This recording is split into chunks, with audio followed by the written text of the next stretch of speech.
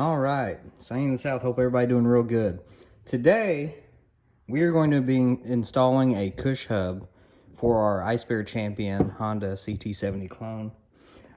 Switching out the old bolt-on sprocket. Now, I had some questions, and I had to do a little bit of research myself because I didn't know about these. But some of the differences are, this is the OEM Icebear Champion rear hub and sprocket. Bolted on, really sturdy, everything's great. What this new hub is supposed to do is instead of being bolted on, the sprocket will have little riveted pins like this, and it will sit inside here, pressed in and secured with a snap ring. And what this is supposed to do is when you are doing a hard acceleration, deceleration, any sudden change in movement, and gear changes, when the sprocket, does a little bit of twist, there's a little bit of load on it, it will absorb a little bit of that initially before it fully engages, which is supposed to make a smoother ride and lower the wear on a lot of your components, such as your sprocket, your chain, transmission, and your rear swing arm. Pretty much every moving part on the back end of the bike. Now, I've already removed the rear hub, the old one you just saw, in preparation for installing this one.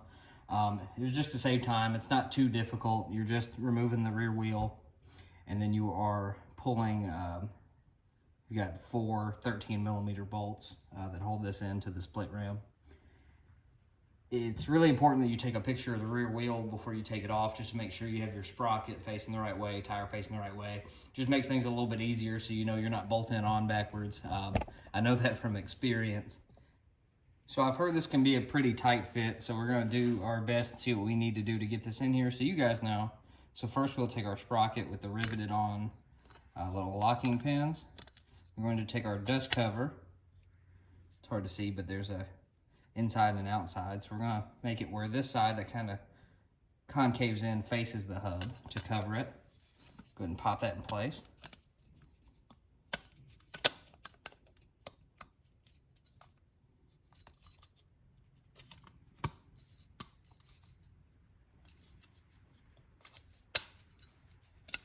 Like so. Get that popped in. Now we're going to line up all 4 of these pegs. I don't believe they have to go into specific ones. Onto this rubber pad. And we're going to add pressure.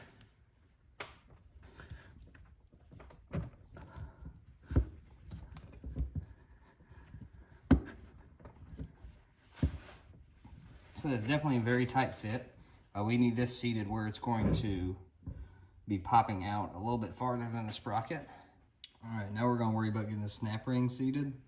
This little lip right here. It's pretty tight. I'm hoping when we go to mount it, we can push on the sprocket and get it to pop in place. This is in here really good. I have a feeling this is just more of a safety kind of backup, if you will. So let's get started on this.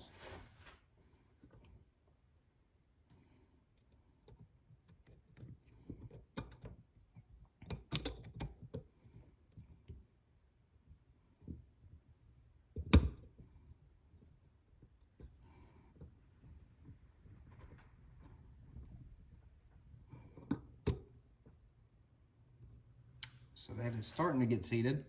Not all the way. We got in a good spot. So it took a lot of extra pushing once I got the snap ring seated on top of the sprocket to actually get it to click into place. I actually had to stand and do some small kind of hops on it to get it to fit. So that's about as close together as it should be. I felt it was really important to make this part just to show you for safety. And the tool I was using to install that snap ring was just called snap ring pliers. I didn't know what these were until I actually needed to install a snap ring. Really specific tool, but when you need it, you need it. Very affordable, like Harbor Freight. I think there's like maybe $10, and it comes with multiple attachments. You can switch it from when you squeeze it, it opens, or when you squeeze it, it closes. Really, really useful when you need it. Okay. So putting on these wheel hubs again is really easy, same way as you took off the stock ones. They have these little nut holders here at the bottom, so you don't have to worry about having another wrench or anything to hold those still. So we're going to face our hub sprocket side up.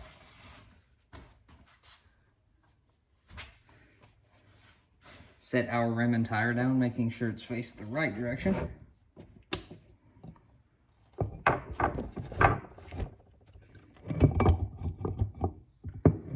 Perfect. Now we're going to take our bolts, run them through the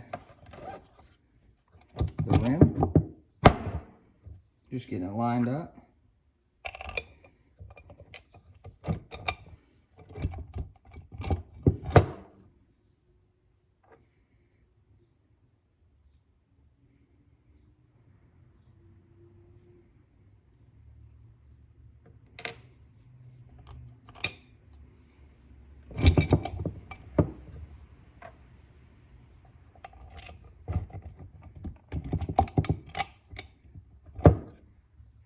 Perfect. Now, all together, we're going to grab our sprocket and our wheel.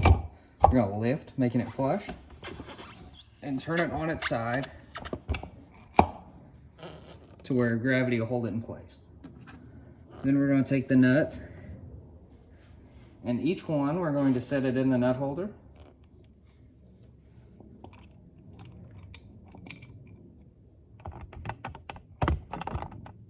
Let's set it in the nut holder from behind. We're going to tighten these by hand. Just enough to make sure it's held in place. Next one, we'll just go to each one.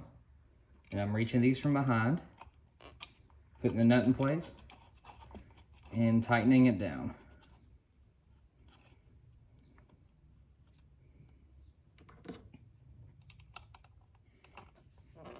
This is the easiest way I've found to do it.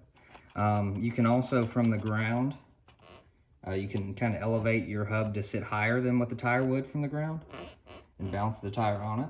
This is just kind of on my table. It's easiest to record. Move this one backwards just so you guys can see both.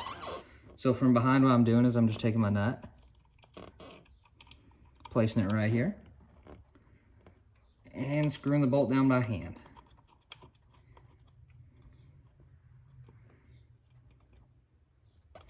Perfect. Now we'll lay it sprocket side up again. I'm gonna come through with my hardware. Some of it kind of varies. This is the Trail Buddy wheel hardware. We are going to tighten these down. They're 13 millimeters, and just tighten them down pretty snug. And I like to kind of rotate around so they are tightened down evenly, kind of like if you were doing lug nuts on a car.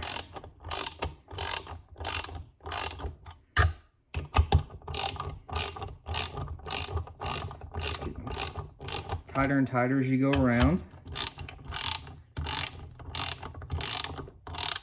I like to use a half drive too, just to get a lot of torque to hold these in. You shouldn't really be removing these too often, especially these ones, unless you're changing out tires.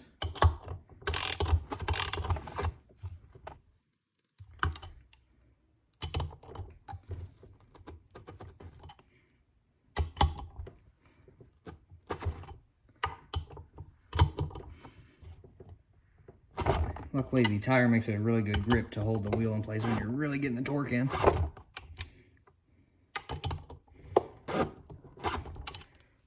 And that should have zero play whatsoever. Perfect. While we're here, it's not a terrible idea to check your smaller 10 millimeter bolts that are holding your tire in.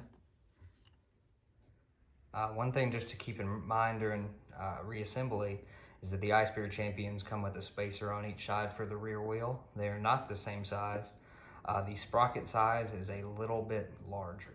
Just something to keep in mind. Okay, got it installed. Went ahead and just skipped it to save time. Putting the rear wheel on isn't too bad. If you have any questions, you can drop it in the comments. I could probably find you another video installing the wheel, or you know, make one. But it's not too bad. If you've gotten this far, you probably won't have any issues. It's looking good so far. Everything seems to fit well. The stock spacers line up really well. And I'm sure some people are wondering, this is the original drum brake and the mechanism. I kept the new one in the box. I didn't see the point in taking a perfectly good one out, and it fits and functions just fine. I've already tested it. Okay guys, hopefully you can hear me. Alright, so we're out here, got the new Cush Hub on. I've already done a few little test runs, so this isn't a true first impression. But you know, I wanted to make sure everything was in there good. So, when you first ride this, the very first thing you'll notice is when you pop it into first, a lot of the jump and jerk has went away from going to neutral to first with this centrifugal clutch on the clutchless transmission.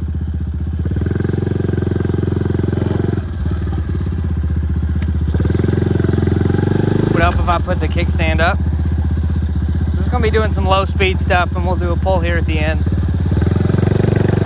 So when taking off, it just kind of took away a lot of the clunkiness. You might not notice.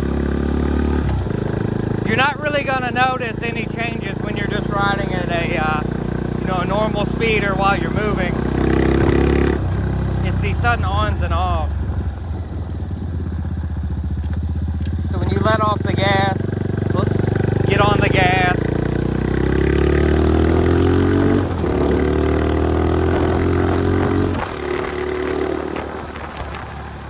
So much smoother in between gear changes. I've always said with anything with car mods, bike mods, or anything, I'm pretty immune to placebo. So if the difference isn't there, I would notice, but it most certainly is there.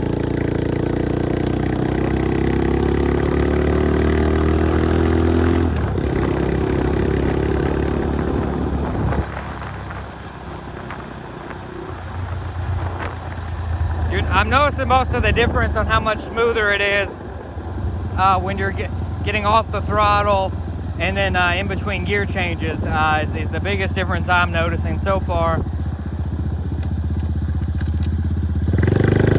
On the throttle feels good too.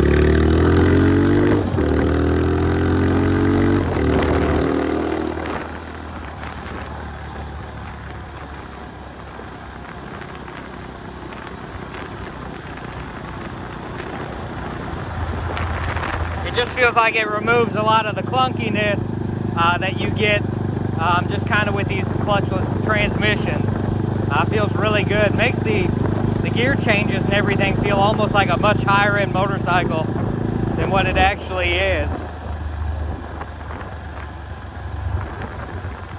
Let on, off, downshift, just smooth. All that energy and the shock from doing the downshift and the rev spiking up all goes to that rear wheel. You feel it, but it's not that noticeable compared to when it went through the whole frame of the bike. You feel it in your arms, your back, everywhere. It just smoothed everything out.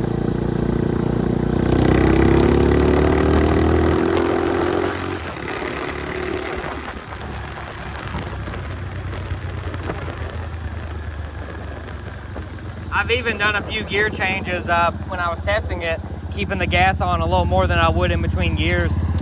And I mean, you feel a slight little jerk, but nothing like it was stock, even on the good gear changes.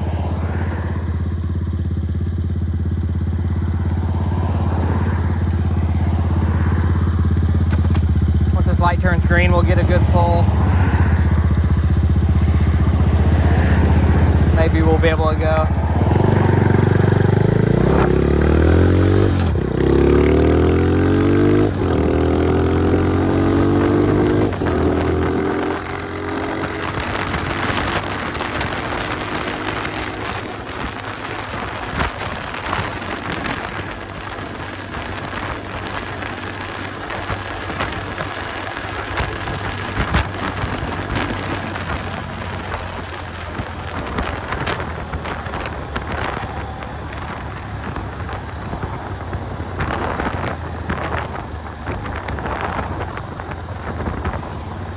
Going up.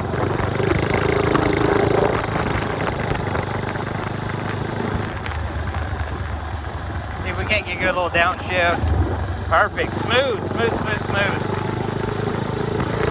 The gas.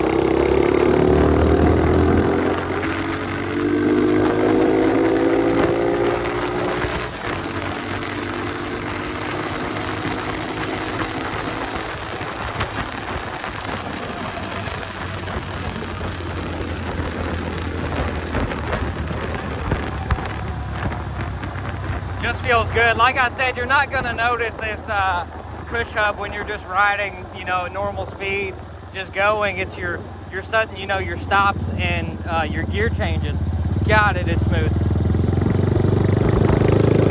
Getting 2 downshifts, maybe it's 1.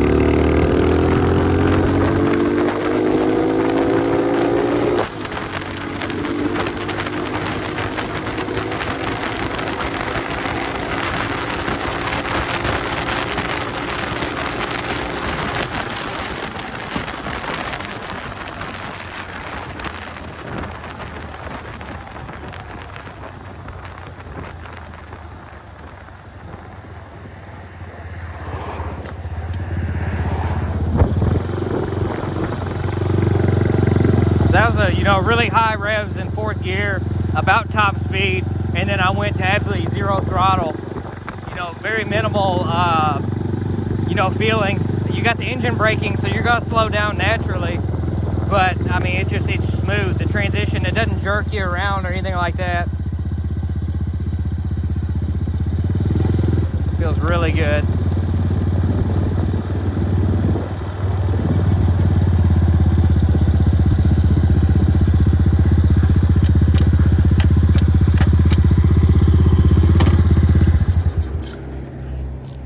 So one thing I would definitely sum up, you know, I'm a really big advocate of not swapping things out if you don't have to, and really, you know, getting your money's worth, you know, when making changes. Some things people on these bikes, they swap out immediately because it's their least favorite part. Other people, you know, it might not be too bad or they might like it. So everything's kind of a matter of opinion. Very few times do I really put a must-have on something. Like, there's no downsides, not really any way you could go wrong, like I do with the 17 tooth front sprocket. I would highly recommend this. I'd almost put it in the must-have category, but I definitely recommend. I think they're a little bit less than $100. If you're putting a lot of miles on your Champion, and you're doing some road riding, I would definitely suggest it.